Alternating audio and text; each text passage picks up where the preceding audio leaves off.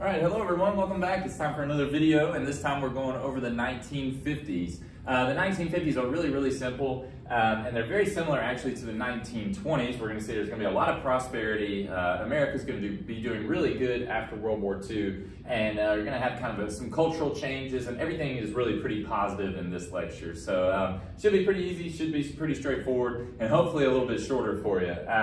So we're going to go through standards US 71 to US 78. And it's all about the 1950s. Remember to visit my website and you can download this PowerPoint and the notes. Remember to email me if you have any questions, and let's just rock and roll. So our first standard is US 71, and it's all about the impact of prosperity and consumerism. Prosperity means everybody's got plenty of money. Consumerism means people are using that money to buy stuff. So it's very simple, and there's a few reasons why. Let's just jump in and knock it out. Here we go.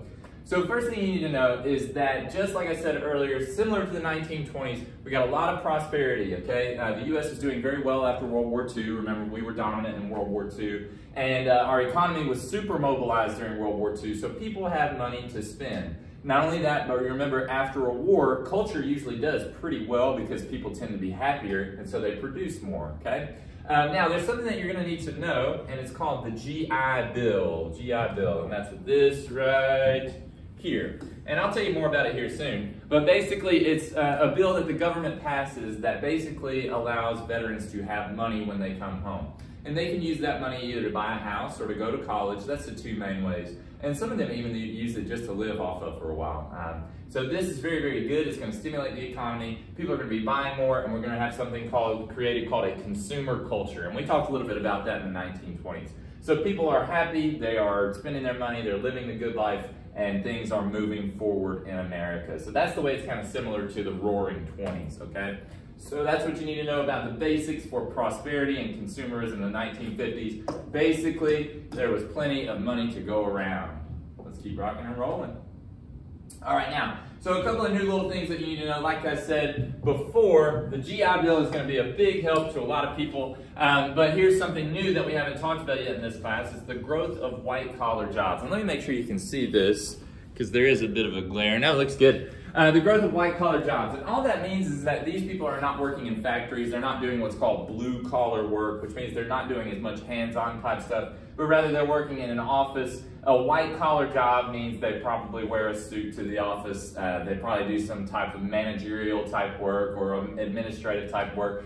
So we're shifting away, our economy is shifting away from blue-collar type work, aka industrial or factory type work.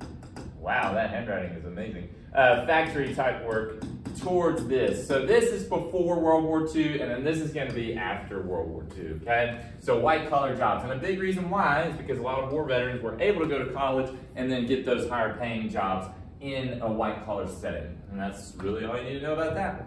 Cool? All right, now, so also during the 1950s, we get something brand new called the suburban ideal. And this is when people leave the cities in large numbers and they move out to the suburbs. And there's a really big reason why, and we're going to talk a lot about it. Cars, okay? And we're going to talk about cars here in just a little bit, so I'm going to leave it there. But just know that during the 1950s, the suburbs grew like crazy. And there's a reason why. They had these kind of prefabricated, pre-manufactured houses that they all put up called Levitt towns. It's based on this guy's original idea. His last name was Levitt. And basically, it's the modern suburb. If you drive anywhere in Murfreesboro, you'll see kind of the suburban ideal. Murfreesboro is blowing up like suburbia. And it's kind of simple. It's a very simple idea where they create houses that have kind of the same design. They're able to put them up quickly, and they're made pretty affordably. So that way, a lot of families can buy them, and a lot of people move out to the suburbs, okay? And then they commute to the cities because of their cars. But we're going to talk about that later, okay? So suburban ideal, very simple. People move to the suburbs. Very easy. So 1950s is very easy. All right, so again, the GI Bill is very important in the 1950s. And the main reason why, it's good for the economy. These guys come home from the war. A lot of them, they don't really know what to do next because they're young. And they're going to say, hey, I can either now go to college and get it paid for by the government with the GI Bill, or I can get a loan on a house, all right? And like I said earlier, some even use the money just to live on for a while, okay? So it gives the veterans that come home from the war a whole lot of options. It's very good for our economy because these guys did spend the money, and we're going to see that a lot of them had kids, and they would need this money when they had the kids. So very important thing, very great thing that happened. GI Bill, like I said, it's just money to use either for college or a house provided to veterans after the war. All right. All right. Now this is going to play. Excuse me. This is going to play a part in some later lessons. But just know that the U.S. started relying more on foreign oil, mainly from the Middle East, okay? And in about a month, when we're finishing up all the content for this class, we're going to learn why this is such an important step that we started to be reliant on oil in the Middle East. Essentially, it's going to play a big role in our foreign policy with future presidents. But don't worry about that right now. Just know that the U.S. started to rely more on oil from the Middle East, okay? So this is kind of where it begins, all right? Keep rocking and rolling. Sweet, so we're ready. All right, so number one, describe the prosperity and consumerism of the 1950s. So Americans had really more money than ever before. More money than ever before. We call that, in a fancy way, unparalleled prosperity. That means more wealth than anybody's had before in America. Unparalleled prosperity. And therefore, people spending money, we get something called a consumer culture. All right? And what that means is that people have money and they're spending it, okay? So that means people spending money. They're living the good life. Remember the 1920s, they went to the movies and they listened to the radio and they bought new appliances and things like that. It's gonna be kind of the same deal for the 1950s. People are gonna be traveling more, and we'll talk about why later. People are gonna spend a lot of money on cars. We're just gonna see society's really gonna change in the 1950s. A lot of reason is because of the car, but we're gonna talk about that here in just a little bit, okay? Impact of the GI Bill on Americans and American society/economy. Very good for the economy. Probably one of the best things they could have done for the economy in the 1950s, okay? Okay, so it's very good for the economy. American men went to college or bought houses.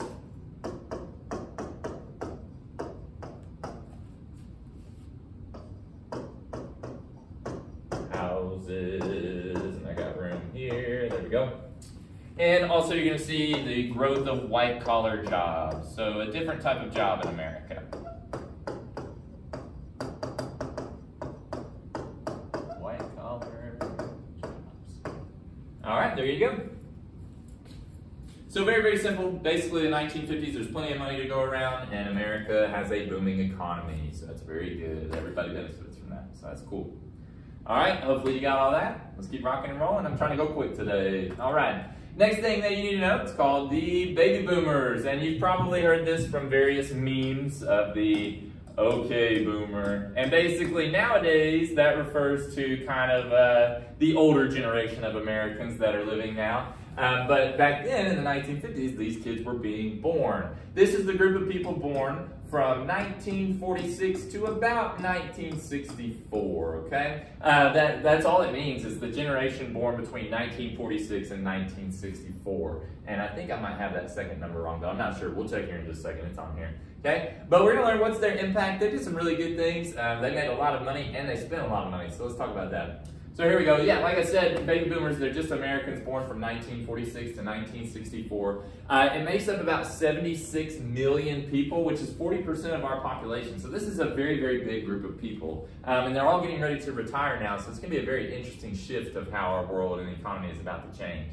To put it quite simply, the reason why there's a baby boom, you've got 43 million men coming home from war, and they've got money in their pockets, so they're going to get married and they're going to have a lot of fun. And that's all we have to say about that. So the reason why there's such a baby boom after the war is because you got a lot of men returning home and they get married and They have money, and so they make certain choices. So there we go. Baby boomers born from 1946 to 1964. Now here's what you need to know. These people made more money than any group of people has ever made in world history. So that's kind of cool. So in all of world history, all put together, so think back Roman Empire, all the greatest empires of the world history, the baby boomers as a group, as a generation, they created and made more money than anybody else in world history. So that's pretty cool. Now here's also something very interesting, is that they are spenders, which is very good for our economy. So our economy has been doing really, really good since about World War II. We've had some slumps, but we haven't had anything like the Great Depression. So and it's because of the baby boomers, they've done a really good job of spending their money. Remember, I always say, America wants you to spend your money. That's how our economy keeps going. Now here's an issue. They are bad savers, or they're kind of known as bad savers because they did spend a lot of their money.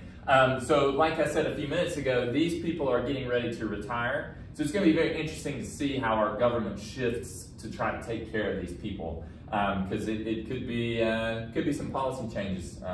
Because these people are going to eventually have to rely on Social Security. And our healthcare system is very good, and we're going to talk about that here in just a little bit. And so it could be very interesting how our world is going to have to change as the baby boomers get older and more of them retire, because they are entering retirement age, a lot of them, most of them. Okay? So just remember, baby boomers, 1946 to 1964, they make a lot of money when they grow up. Okay? All right, now, they're also really good because they fight for a lot of civil and social rights. There's been a lot of social change in America, and we're going to get to the civil rights movement in about 2 weeks. But these are the people who fight for equality.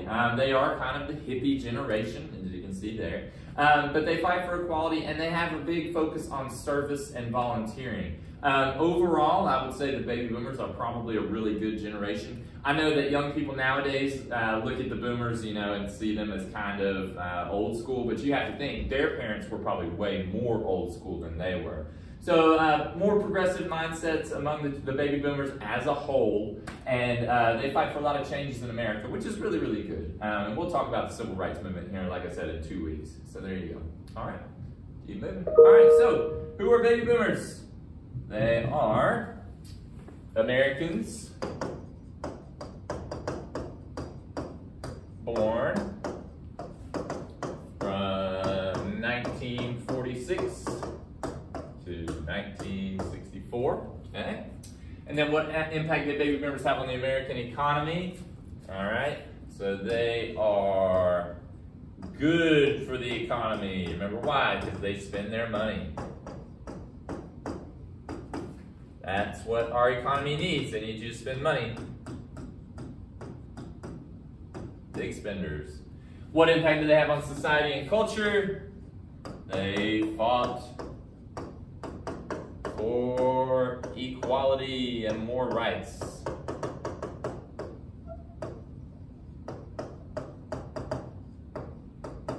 There we go. So very, very simple, very, very easy. Ta-da! Baby boomers. There you have it. Cool, cool, cool.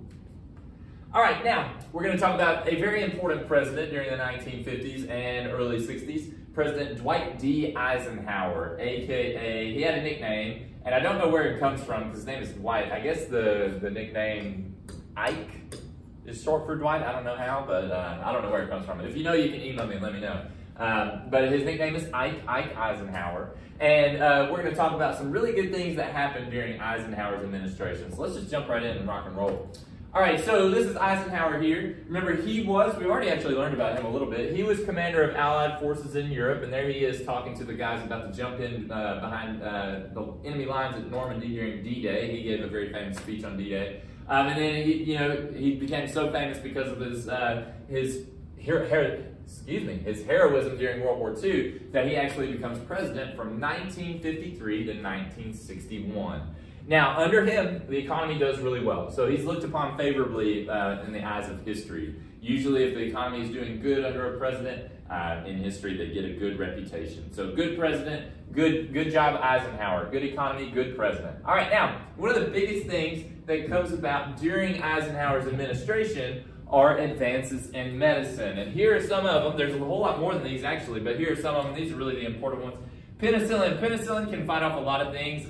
Mainly what I think of is strep throat. And strep throat can actually be deadly, but penicillin is the medicine you take when you have strep throat, and it gets you better really quick.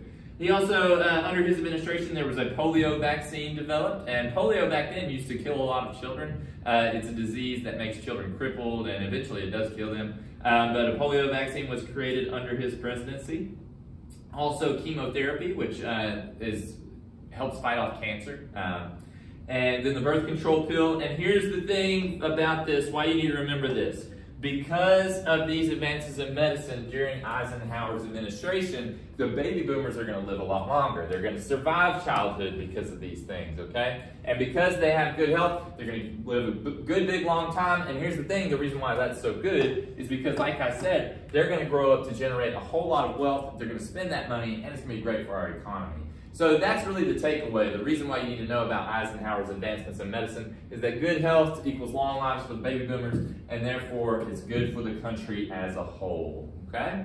Now, under Eisenhower, the interstate highways were created, and we've got an interstate that runs right through Murfreesboro, I-24, so we're talking about right in here. And Tennessee actually has at least 3 interstates now running through it. We got I-65 and also I-40, also I-840, and I believe there's one that runs up through here that I'm not thinking of right now. I don't go to East Tennessee much. But anyways, the reason why this was created, it was originally built in case of a military emergency, so that people living in large cities, if they needed to, such as New York City, could quickly evacuate in case there was a military emergency, aka a nuclear blast, okay? So if a nuclear bomb was dropped on New York City, or if they knew it was coming, they would be able to have a quick evacuation out of these big cities.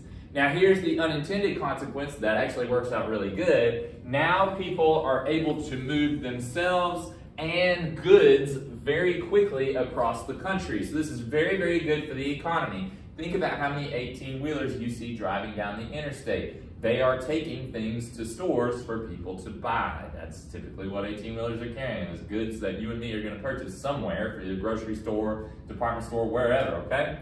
So the interstate highway system, like I said, originally built in case we had a military emergency, but the unintended consequence and what it really does is it makes our economy even stronger, because now, if you think about it in an old school history type way, these are just trade routes. That's literally all they are trade routes. So people can move from one place to another quickly and easily, and you can literally traverse the country in a quick amount of time with access to gas stations and all kinds of things. This is super good for the economy, all right? So there you go, creation of the interstate highway system under Eisenhower. So there we go. Let's go ahead and answer these questions. See, I told you this one would be easy. So what advancements in medicine were made under Eisenhower's presidency? We got penicillin. Also have a polio vaccine. Okay. Chemotherapy. There's another. And one more that we should mention is the birth control pill. Birth control existed long before this. We also mentioned birth control in the 1920s, but now, I think in the year 1960, they come up with it in pill form. So that is revolutionary for women, okay? And describe the creation of the interstate highway system. Originally built for military emergency.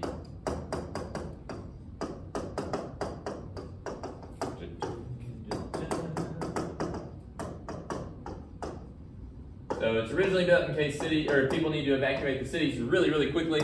But the unintended consequence and the really good thing is that it is very, very good for economy. Good for the economy. So there you have it. So that covers Eisenhower pretty easily. Very, very good. Cool. Hope you got that. And let's rock and roll. Going pretty quick on this one. All right, so in the 1920s, so the 1950s, as I've already said, they're very, very similar to the 1920s.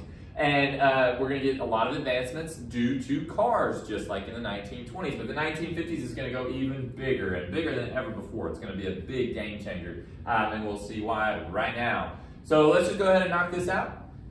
So like I told you a little bit ago, cars are going to help people move out of the cities and move into the suburbs. And I like this image right here because this was taken long ago, but if you think about it, it looks very, very similar to something you'd see today. And obviously this does too, but I'm going to go over this one first. So what you got here, you can see you've got a school. And all around the school are neighborhoods, okay? And if you go somewhere, basically around any of our major schools, the suburbs they are either growing or they're already there. They're building massive neighborhoods right outside of here. But if you go towards like Riverdale, they've got those apartments and a neighborhood all around it. If you go by Scales, it's literally surrounded by a neighborhood. So this idea in America has been around for a long, long time, but it started in the 1950s, okay? So people are gonna leave the cities, they're gonna move to suburbia, and they're gonna commute. I guarantee somebody knows someone who drives to Nashville daily in their commute, and it's because they wanna live in a smaller area like Murfreesboro in an affordable house in a nice suburb, okay? So suburbs grew by 36% in the 1950s and by 48% in the 1960s. So the suburbs are growing like crazy, and they're definitely growing here. If you pay attention while you drive to school, you'll see it, all right? Now, here's the deal. When people are spending more time in their cars, when they're commuting and things, they're gonna need something to eat. And so all of a sudden, somebody has a really good idea and comes up with fast food. So McDonald's is born during the 1950s. I think it's actually born a little bit before the 50s. I want to say 1948. I'm not sure about that. But you get all these new franchises, McDonald's, Dunkin' Donuts, even Sonic and Taco Bell. They started in the 1950s, and obviously nowadays they pretty much have taken over. You can't go hardly anywhere without seeing a Taco Bell. Can't go anywhere without seeing a Starbucks, in Murfreesboro at least. So, and that all comes because people are spending a whole lot of time in their cars, okay? And when you're driving around a lot, you might need to stop and get something to eat, and you want it to be quick. So franchises grow all over the US of these fast food chains. So there we go. Keep rocking and rolling. This is pretty easy. All right, now, another thing that grows is the hotel industry. So this is very, very easy as well. So because people have more cars and because the roads are better, think about the interstates, people are gonna be traveling more. People say, hey, it's pretty easy to go to the beach now. I just hop on I-65 and I'm pretty much there in about 6.5 to 8 hours, okay, depending on what beach you go to. And so you're gonna have places for these people to stay, such as Holiday Inn, Ramada, and Travelodge. Those were all created during the 1950s. Nowadays, obviously, there's a whole lot more hotel chains, but those are the ones that were created during the 50s. So there you go. People are driving more, people are traveling more, we got better roads, you get hotels. So there you go. Simple, sweet. All right. So explain how cars affected the growth of suburbs during the 50s and 60s. People wanted to move out of cities. Remember the suburban ideal. And we'll make sure to mention that. Suburban ideal. Okay? And then people commuted. Whoops. That says commuted. Better rewrite that just in case. People commuted to work in the cities.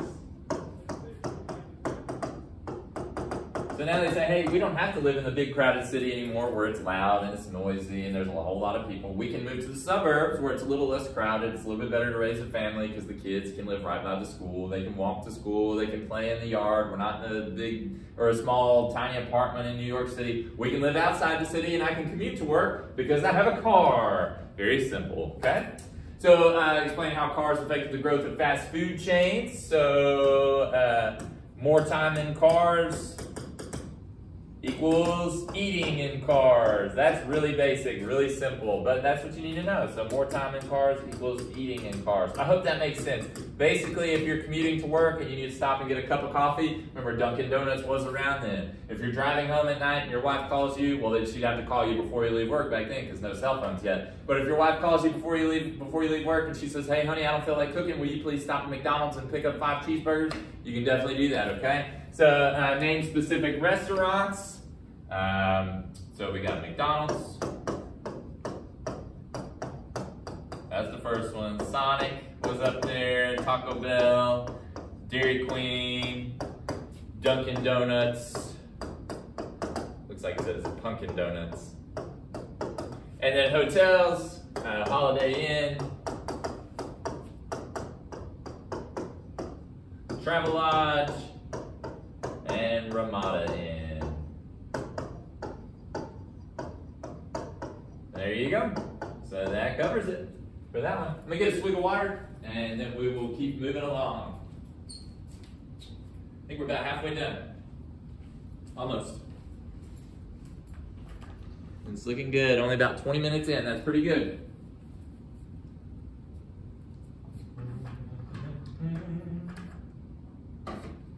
All right, so let's see what's next. Okay, TV and mass media. So like I was saying before, Americans have money to spend, and one of the things they're definitely going to buy is TV. And TV is really going to be a game changer, and we'll talk about why right now. So first thing, obviously after a war, some Americans are going to be really trying to get back to a sense of normalcy. So at the end of the day, what a lot of people want to do is sit down with the family, turn on the TV, and watch something entertaining like I Love Lucy. And these shows, I think this is the Johnny Carson show, if I'm not mistaken. I'm not big up on my 1950s TV. It's pretty boring, honestly. I don't really like I Love Lucy. But just know that comedies and variety shows, and a variety show is this kind of show. So nowadays it would be like Jimmy Kimmel or Jimmy Fallon or what's the other one? I don't even know. All they talk about is politics now, unfortunately. But back then it was a lot about comedy and variety shows. So that means they bring on a lot of guests who can talk about a lot of different things. So they might have bands playing, things like that, okay? 90% of American households had TVs. So this is a big deal. So the radio was a really big deal in the 20s. TV is going to be an even bigger deal in the 1950s, okay? So a lot of parallels there. All right, now here's the big thing, and this is a huge thing, especially in our world, because it's kind of omnipresent now. Anytime you turn on the TV, you're going to see something about politics.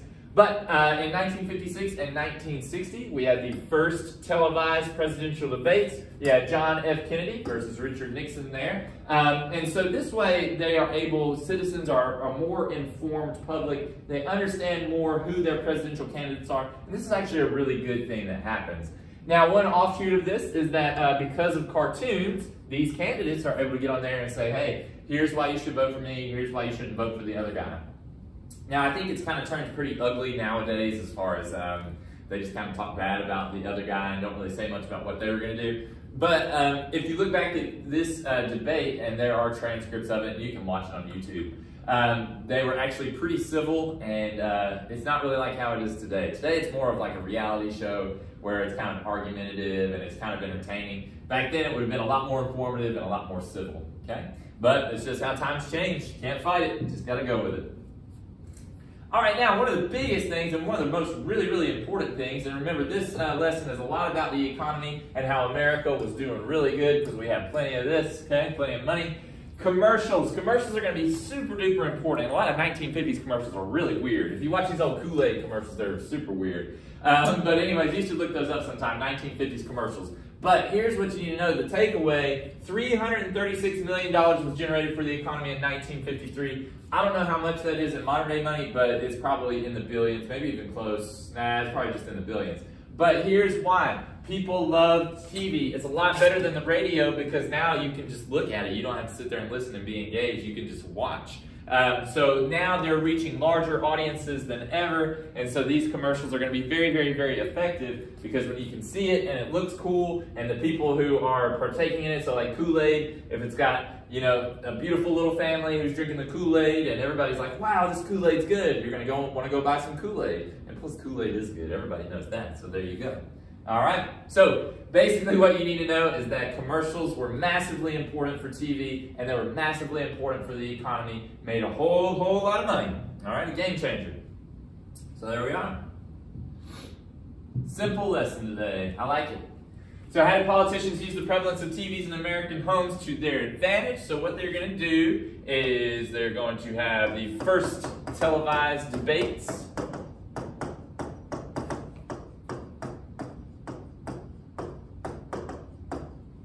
And then what they're going to do is have political campaign commercials. And I'm sure you've probably seen political campaign commercials because they're on YouTube and everything. Oops. There you go. All right. And then how successful were TV advertisements during the 50s? And why were they so successful? They were so successful they made $336 million in the 1950s.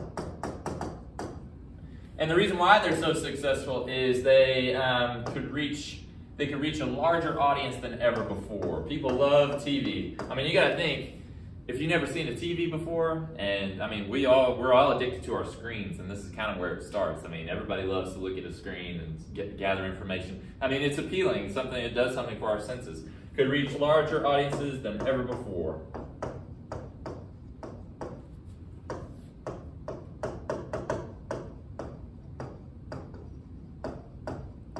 Never before. All right, there you have that. Pretty easy, pretty simple. Pause it if you need it. I'm going to keep going. All right, now we get something called a youth culture, and we already talked about youth culture in the 1920s. Remember, youth culture in the 1920s revolved a lot around jazz music. Remember the flappers, people riding around in cars and things like that. Guys, it's not going to be much different in the 1950s. They're still going to be riding around in cars and traveling more. But now music is going to play a bigger role because we got to talk about rock and roll, brand new kind of music, okay? So jazz and blues were important back then. This time it's going to be rock and roll. First thing you need to know, and the Tennessee State Standards kind of just throw in this group of people. They're called the beatniks, all right? And essentially who they are the, in my eyes, they are the original hippies. They've got new ideas, they're progressive, they definitely, some of them smoke cigarettes, and there is evidence of the beatniks being the first ones to use like psychedelic drugs and things like that. Some of the most famous ones are a guy named Allen Ginsberg. He wrote a really famous poem, and several other famous pieces of literature. And Jack Kerouac, same thing. He wrote a few books, but these people, they live a lifestyle where they're rebellious. They kind of do what they want. They're young people. They live in cities, but they go out and explore their lives, and you know. So they're kind of the hippies, the rebels, the cool kids of the 1950s and 60s. They're called beatniks. All right. So there you have them. Let's move on to something a little more fun. So first thing about rock and roll, so we're going to talk about rock and roll here for a few minutes. Rock and roll is born out of African gospel and blues, so it's born in the South. It's really born in the Mississippi Delta, in my opinion. And it's taken to Memphis, Tennessee, which is a larger urban area, where people like Elvis Presley and a few others make it really, really famous. So let's talk about how it grows, okay? So B.B. King is, first of all, one of the first big influences you need to know.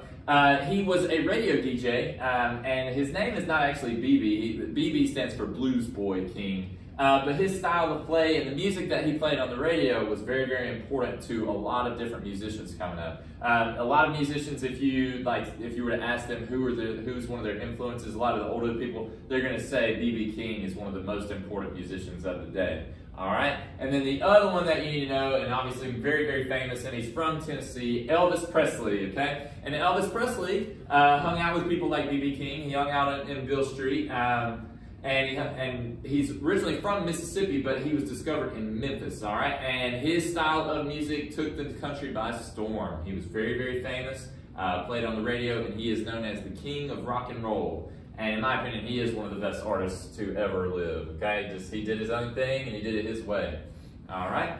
Stax Records and Sun Studios we need to talk about. So Stax Records is important because they allowed African-American musicians to record there. Remember, we're talking about the 1950s, and we're talking about the Jim Crow South, all right? But these musicians, these record companies, these studios, they didn't really care about race. They just wanted to make good music, okay? So Stax Records is one you need to know. It's in Memphis. Like I said, they did something unusual for the time. They were progressive, and they played music that was created by African Americans in a time where racism was really prevalent. And the music they played, blues, country, and early forms of rock and roll. So let's go ahead and move on to Sun Studio, which is kind of the same thing. Elvis Presley was discovered there. They allowed African American musicians to play there. And so it's a progressive time. It's a great time of culture. It's a great time of music. Sun Studio in Memphis, Tennessee, very, very famous. Okay? Elvis Presley, like I said, and Johnny Cash recorded there, and several other very, very famous people. Okay? So there you go. So let's do these. See, so this lesson, very, very, very easy, very straightforward. All right, so rock and roll music is rooted in R&B, so rhythm and blues is what that stands for, and also African gospel. All right. So what you need to know, what the takeaway from that is it's from the American South. It's Southern music, rooted, and then it went crazy out of there, out of Memphis, okay? B.B. King and Elvis Presley. So B.B. King, he's kind of, you can almost call him the king of the blues. He would probably be happy to know that. So let's just say that, king of the blues. And Elvis Presley, of course, is the king of rock and roll.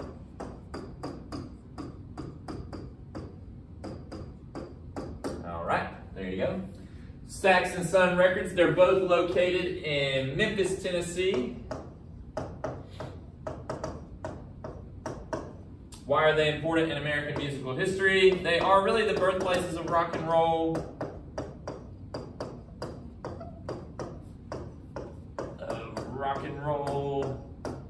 And they also allowed anyone to record music.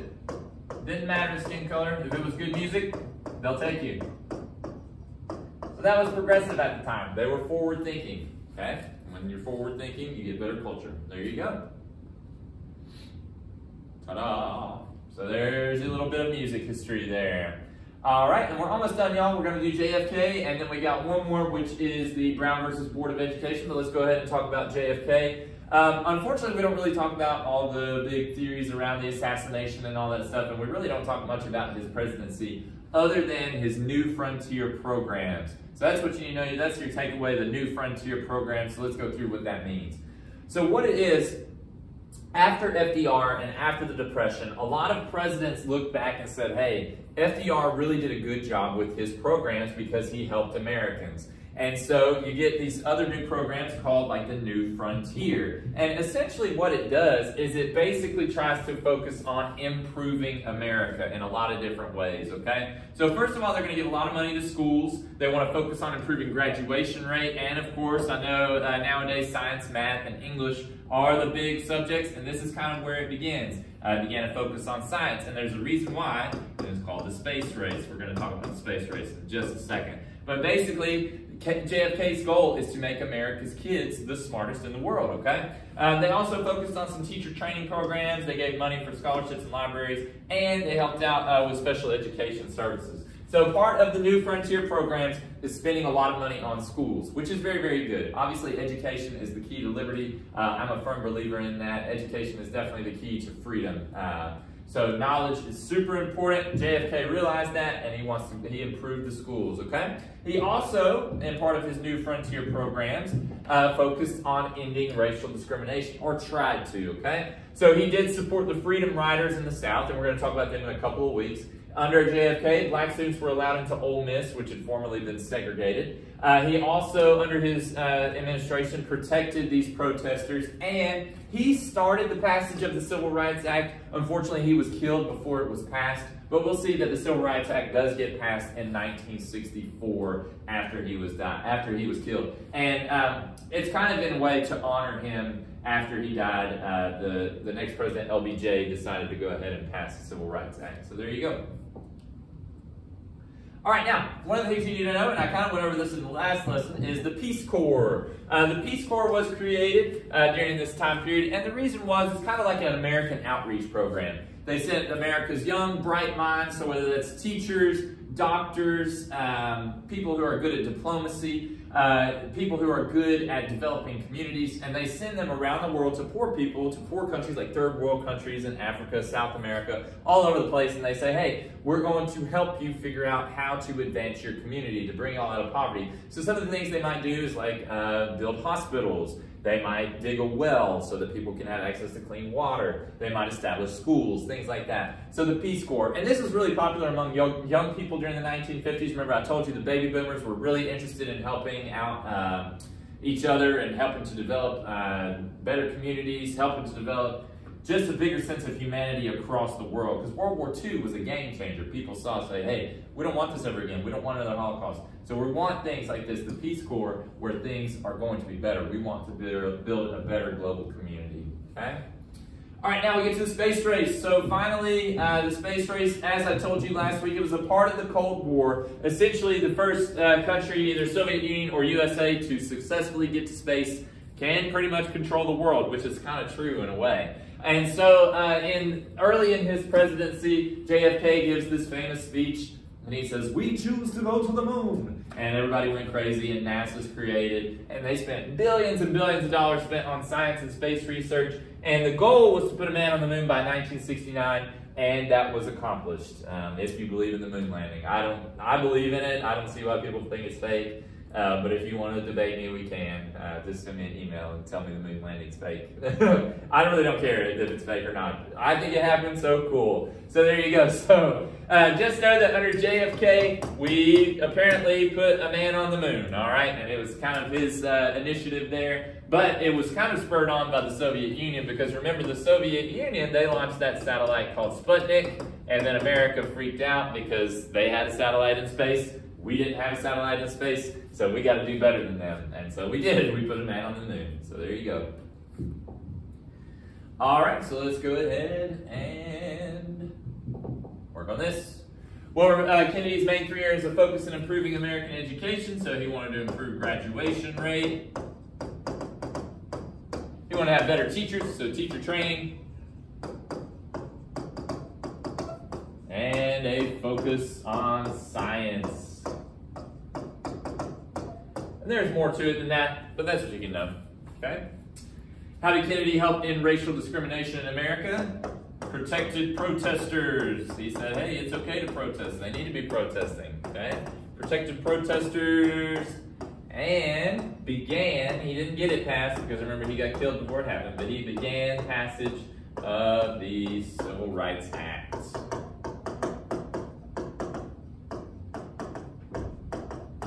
All right, and then what was Kennedy's main goal with the American space program? Put a man on the moon. Unfortunately, like I said, Kennedy didn't live long enough to see it happen, but in 1969 is when it happened. And like I said, some people think it's fake. It doesn't matter if it is or not. It's in the history books. So there you go. All right, so let's finish this thing. Last one. So Brown versus Board of Education. So this is a Supreme Court case that essentially says that segregation in schools is unconstitutional. So this goes back on Plessy versus Ferguson, which is actually one of the very first things we started with in this class.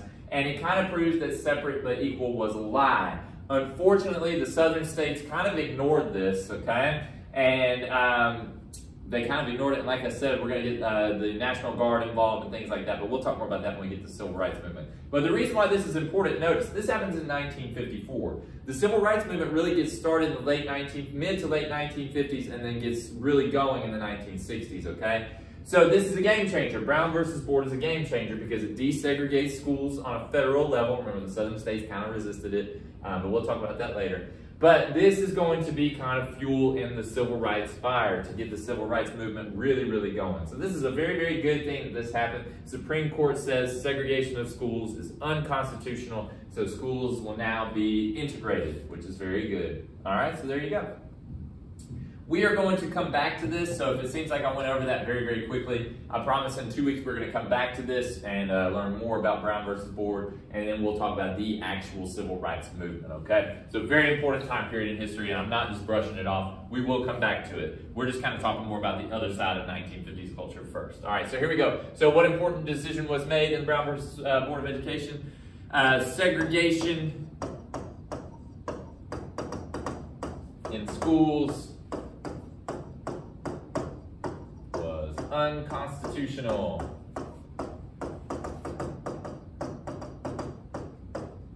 Okay, and then what's the impact of the Brown versus Board of Education? So really fueled the civil rights movement.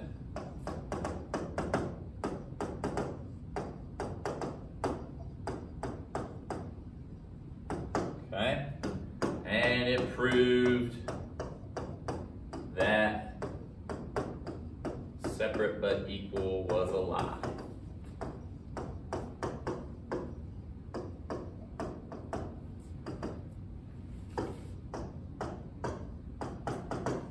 All right, so there you go. So very, very, very easy stuff to learn today. Like I said, very similar to the 1920s in that there's a lot of consumerism. And I've got my page of notes here just so I make sure I can hit all the high points one more time. So remember, in the 1950s, we get unparalleled prosperity, better economy than ever before. The baby boomers, they were born 1946 to 64. They're born after the World War II veterans come home.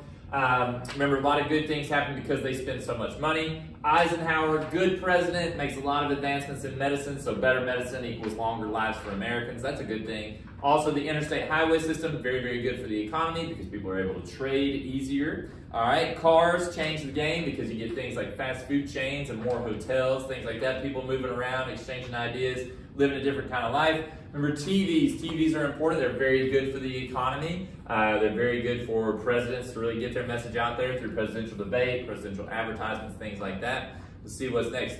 Music, rock and roll music. Remember B.B. King, Elvis, and the role of Memphis. Memphis allowed both African Americans and white people to record music. So they're very progressive, and therefore you get a new style of music, which is very, very good. Rock and roll, everybody loves it. Then you get JFK and the New Frontier programs. He wants to help out schools. He wants to get involved in the space race. And remember, he created the Peace Corps, which is really good. Goes and helps people around the world. And last but not least, Brown versus Board of Education, which ruled that segregation in schools was unconstitutional, meaning against the law. Okay, so schools are now going to be integrated, which is very good. And this is excellent because it begins the fuel of the civil rights movement fire in a good way. Okay, so we will cover the civil rights movement either next week or the week after. I'm trying to decide if we want to do Vietnam before or after. I think we'll do civil rights next week and then Vietnam after that.